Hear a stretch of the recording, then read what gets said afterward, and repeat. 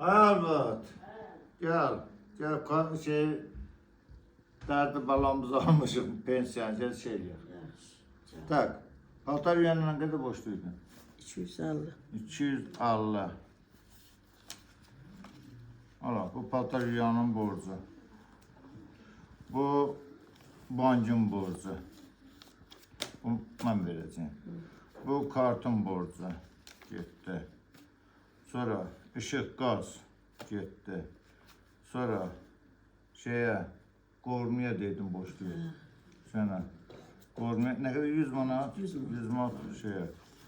Kalan hala 300 40-60 manat. Bunu da veririm sana. Özün bilirsən. Ne alırsan alırsan. Yüreğim kimin cibimde tertemizde Allah hakkı. Bak 1 manat da saklamıram. Al. Halal xoşun olsun anansı düşmün apar. Al sen məndən. Ne geçer çişidir bu. Güya indiyə kimin qəşəkdərdim, indi qəşəng oldum. Hə. Yo maaş alandan alana lap qəşəng olsan da. Maaş aldım. Kaçıncı olsun. Göysəkləşirsən. Maaş 1 saat